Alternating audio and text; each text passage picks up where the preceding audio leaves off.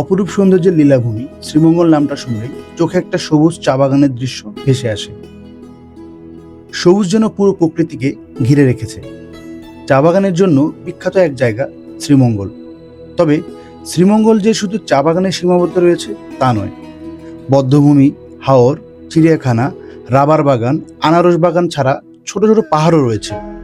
আজকের ভিডিওতে শ্রীমঙ্গলের অসাধারণ সৌন্দর্য সহ থাকবে সিলেটের একদিনের ভ্রমণ সহ সম্পূর্ণ একটি ভ্রমণ গাইডলাইন।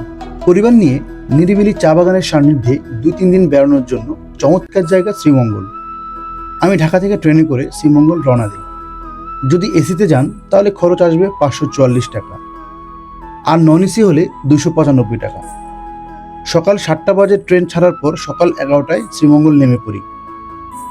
শ্রীমঙ্গল স্টেশনে নেমেই সিএনজি রিজার্ভ করে আপনারা ঠিক করা রিসোর্টে যেতে পারবেন।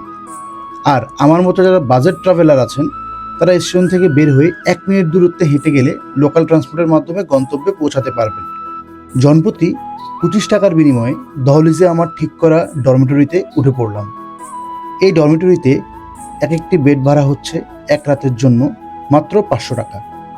বাজেট ট্রাভেলারদের জন্য দহলিজের এই বাংকার বেডগুলো একদম বেস্ট চয়েস।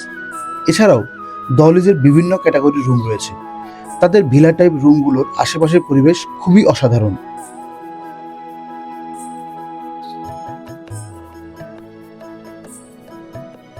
যেহেতু রমজান মাস, খাওয়া দাওয়ার কোনো চিন্তা নেই, তাই দহলিজের মাধ্যমে একটি সিএনজি ঠিক করলাম। সিএনজি ভাড়া পড়লো 800 টাকা। 3-4 জন হলে এই খরচটা কিন্তু একদম মিনিমাইজ হয়ে যায়। আমার আজকের গন্তব্য হচ্ছে হরিণছড়া গলফ ক্লাব এবং হজম টিলা।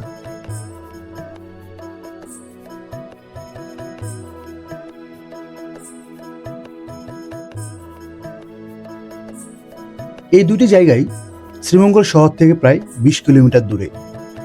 রাস্তার দুই পাশে সারি সারি চা বাগান দেখতে দেখতে হরিণছড়া গলফ ক্লাবে পৌঁছে যাবেন। চা বাগানের ভিতর দিয়েই হেঁটে হেঁটে এইখানে যেতে হয়।